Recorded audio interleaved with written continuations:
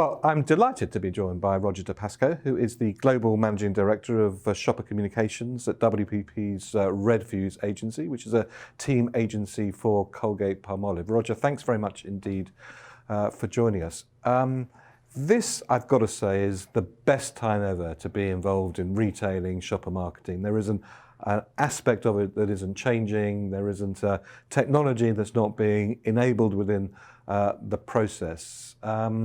For anybody coming into the industry at this time, it's tremendous. You've been working in the retail and shopper marketing area for a large number of years. How did you first get involved in this black art?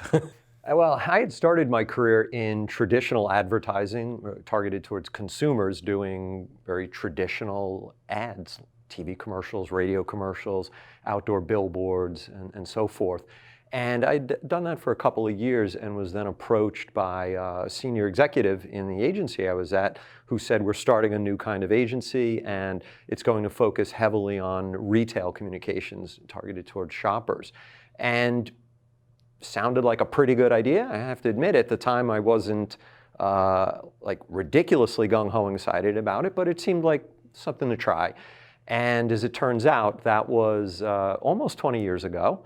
And I think it was the best decision I ever made in my life in terms of my career, as things just rocketed from that point forward, and the world that you described with ever-changing retail, aided by technology and so forth, has just taken off tremendously. And I've rode that wave, and that became my career. And I suppose people are contemplating a career in this area. Why should they do it? To me, it just comes down to a good career journey. If you think about everything that the world of retail and shopper marketing involves, it will give you everything that you need for a strong, exciting career. So, for example, things like cross-functional experience. In retail and shopper marketing, whether you are on the retailer side or the manufacturer side, or you're with a solutions provider such as an agency or a consultancy, you're always collaborating with other functions. So, for example, when I service our client, Colgate-Palmolive Company, we're working with marketing, with sales, or as I say, customer development, but you're also interacting with insights, data and analytics, and even departments such as legal and finance and so forth. So it all comes together, and you have to learn how to collaborate. So I'd say that strong cross-functional experience is the first benefit. The second benefit is the fact that you actually work with retailers. I think in a lot of brand marketing positions or agency positions working on brands, you don't always get to work with the retailers, and I think that gives you a good dose of reality, right? When the retail realities hit you smack in the face. I think that's really good experience to understand all of those things around that are underneath a brand, like the product and the product assortment and the pricing and the profitability and so forth. I'd also say that last but not least, you get this experience, real-world experience, in omni-channel marketing in today's world. So whether you are working across different retail environments or channels, experiences with hypermarkets, supermarkets, drugstores, traditional trade, mom and pop stores, club stores, et cetera. You really get to see all the different kinds of channel of retail. And then from a communication standpoint, whether you're communicating to shoppers in stores with signs, displays, experiences, mobile communications, and so forth, or via e-commerce sites and other kinds of digital communications targeted towards shoppers, from email blasts to mobile coupons, et cetera, you're getting this experience in a real-world kind of way that you don't always get in other aspects of marketing or agency. So what advice would you give people who are contemplating a career in this space? I would say be prepared. You need to be prepared to collaborate. It goes to that whole point about cross-functionality. And collaboration is key for this complicated marketing world that we live in. Secondly, I would say be prepared to work fast. China speed, as we've been discussing. I think that's going to be the new mantra for everybody now. You've got to go China speed. Exactly. You have to work fast. You need to iterate. You need to constantly reassess what you're doing so you can move things from good to great, or improve campaigns or programs year over year if you're anniversarying them. I would also say that you need to be prepared to travel. Retail is influenced in so many different ways by so many different places around the globe. Most notably China, where you're starting to see innovations in retail and commerce start to go to other parts of the world. But even in developing countries, in emerging markets, I've seen great ideas come from countries in Africa that you would never think are going to inspire ideas in Latin America or Europe and so forth. So if you can get into the world of retail and shopper marketing in a multinational or international, global way, you're going to see a lot, you're going to learn a lot, and you're going to have fun. Finally, looking back at the few years that you've been working in this space, what's your most career rewarding experience that you've had? Maybe a campaign you worked on, or a success in a particular area, or a problem you cracked? It's the answer to that question to me is something that gets back to the very first reason why I entered the marketing industry through advertising. And it may sound corny, but it's just I love the idea of marketing being able to suck money out of someone's wallet. I just always found that fascinating, that you can convince somebody to part with their money based on, at the time, advertising communications. But what I found most satisfying about the retail and shopper world is that you can relate that withdrawal of the money so much better or sharper in the world of retail and shopper marketing. So to me, I just love it when the cash register rings. To me, whatever category or product I'm working on, watching the sales get made, hopefully a profitable sale, but sales and profitability, watching that happen is great. Roger, many thanks. Thanks very much for talking to us. You're welcome. Great.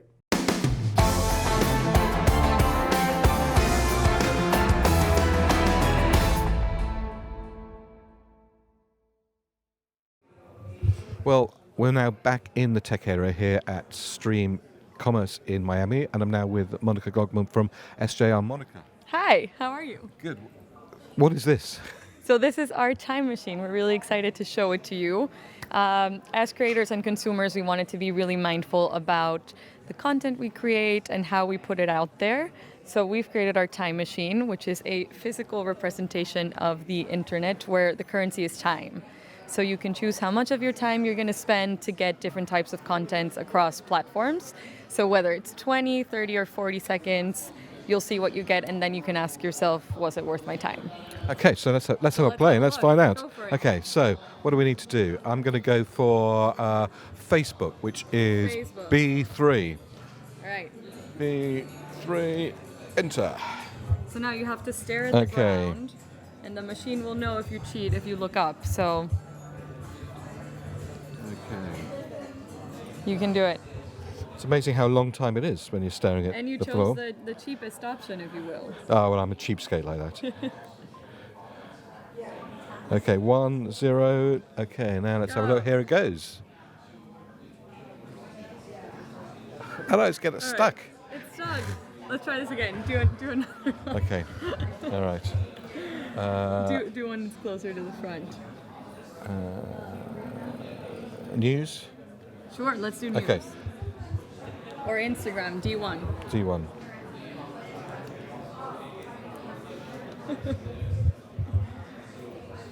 There you go. You went for 30 seconds this time.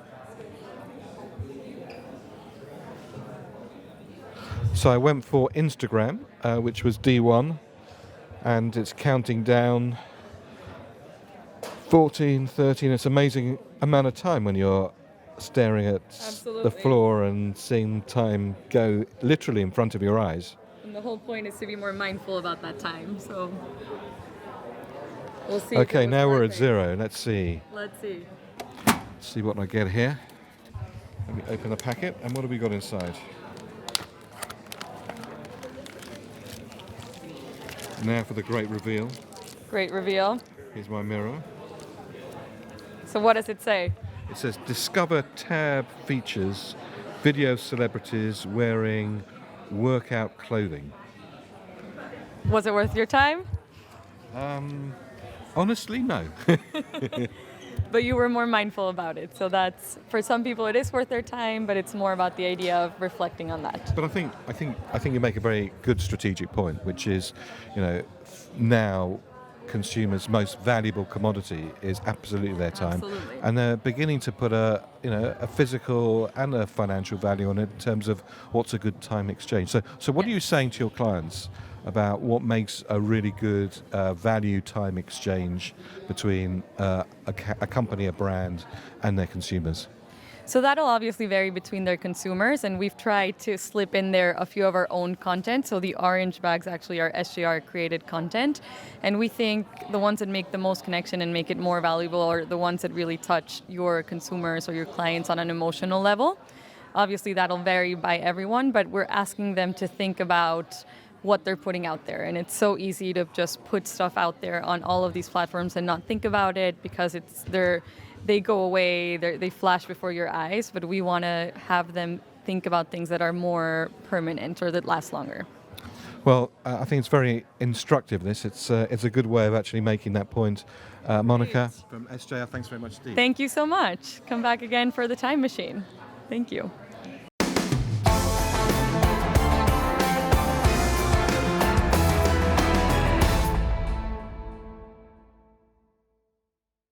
Well, it's very nice to be joined by a WPP colleague, Sanya Patella. Very nice to see you, Sanya. Thanks very much indeed for joining us. You've just moderated a very interesting panel here at Stream Commerce in Miami. We are now witnessing, I suppose, an era of everything used to be done by a single company.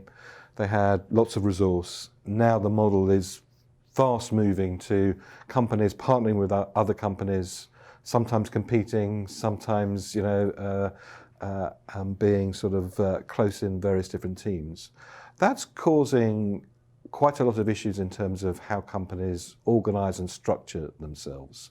And that was very much the focus of some of the discussions that you were leading on the panel. What do you think the key issues are for people who want to embrace a more partnership, a more eco sort of system, center of working? System. Yes, absolutely. It's a very interesting question, and we had a very lively discussion. It's very germane to a lot of people's sort of roles and where the industry is going. And really the conversation was focused around technology stacks and what technology can do, our ambitions, and the sort of organizational silos and complexities, if you will, that stand in the way. And the panel was really discussing that we're sort of in a place where everybody wants multi-channel, personalized commerce, right? All touch points, seamless experience for customers. They look at technology as a solution. And the reality is an Adobe stack, a Salesforce stack, even Google plus something else stack can accomplish these things. So the technology is there, it can do it. The problem in execution lies in the fact that most of us, most companies are sort of based in silos, traditional business models, and it's really difficult for people to identify who owns what piece and therefore who's executing what piece. And also, if you want your customer to have a seamless, frictionless experience, it's absolutely impossible unless your internal structures are seamless and frictionless. Yes, absolutely. And we had a very lively discussion on that topic because you have well-intentioned people, getting in and saying, we want to drive top line, so we're all aligned to drive top line. And underneath what you find out is, okay, well, now that we can do personalized content, we need to create more of it. Who's going to be manning that? Now that we have multiple data sources that have different leads, how do we integrate it? And what is the structure and the net to weave these things together? And where within the organization are the solutions coming from, or who's owning actually how do you knit all this together into something that is completely seamless where everybody is measured in the same way? Yeah, what we're finding in the cases where it works well, it's usually the mandate comes from the top. So you have executive leadership saying this is the path we're going down.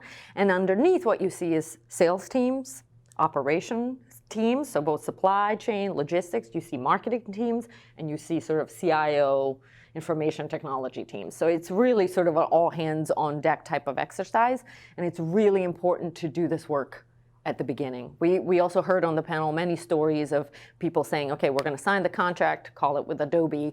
Adobe is going to create this path for us without thinking through who are the internal stakeholders that we need to have on board to think through the functional expertise that's needed to really propel this. And I suppose it's slightly ironic in a sense that now, in a sense, the technology can do what it is we want, that it's actually the people part of the equation that potentially is holding it back. Yeah, I feel like as anything with life, the humans are both the solution and the problem. And I think we had a lot of humble souls at WPP Stream Commerce discussing these issues, because the questions are new, and what technology enables us to do, we sort of need to catch up organizationally to get there, because multi-channel personal content and commerce, most organizations aren't organized that way. They're organized by channel, or maybe by marketing, or IT functionality, and the reality is these things need to work together. But the size of the prize of getting it right is ginormous, isn't it? So the pain that one has to go through in order to realize that is definitely worth it. What advice would you give companies who are in that sort of, I suppose, awkward place? They know exactly. Teenage phase. Yes, teenage phase, the yes, nasty we teenage phase. have a lot of pimply phases. Gosh, yes, I remember those days. Yeah. They know where the prize is, but getting there is the problem at the moment. What advice would you give from the experience you've had so far? Think through the organizational structure first. Before you even start evaluating the technology, think about, okay, am I going to change my logistics model? The technology is going to enable us to be much more flexible about how we change pricing. We're going to need a lot more content, so we need to get marketing people involved. So you need to think through what is the right org structure, find the relevant stakeholders, empower them, tell them the mandate is to be collaborative, and then unleash yourself on the sort of technology, infrastructure, and deployment that gets you to this beautiful, seamless experience with the customer that appreciates it and knows no pains of how you got there. Is there a wider role for the brand within those sort of discussions? Because there's the brand that customers see, but there's also the internal employee brand in a sense. And whilst you're looking at a reorganization structure, aligning it around what the brand stands for, how you behave, actually could play a very important part in defining what you want to end up with. I think that's a very interesting question. I wish it would have come up on the panel, because I think next year's stream. Next year's stream. Let's write that down. I think it absolutely matters, and I think in companies where this behavior, these sort of I hate the word agile because it's so overused, but in places where agile teams that are cross-functional are accustomed to delivering experiences together, it is very clear that the internal brand, who we are, how we go to market, is a major determinant in the decisions that they make that eventually influence what that experience looks like. I wish I had a good example off the top of my head, but I feel like that would be singling out somebody. Well, let's not go there. Thanks very much for talking to us. I think this area is unbelievably important, because technology is sort of slightly useless unless we organize organizations around being able to use it well and to extract the value out of it. So Sona, thanks very much indeed for joining us. My pleasure. Thank you, David.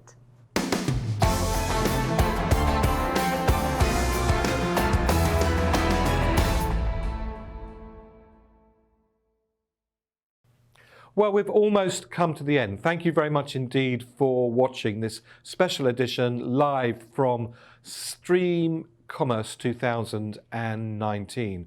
Well, it's been impossible to cram into this 60 minutes all of the interviews and thoughts that we've taken from today's stream session. So a number of additional interviews with some fantastic thought leaders and some fantastic thoughts will be available for you to watch very shortly. All you need to do is just subscribe to this channel and you'll be let know when those will be available to watch.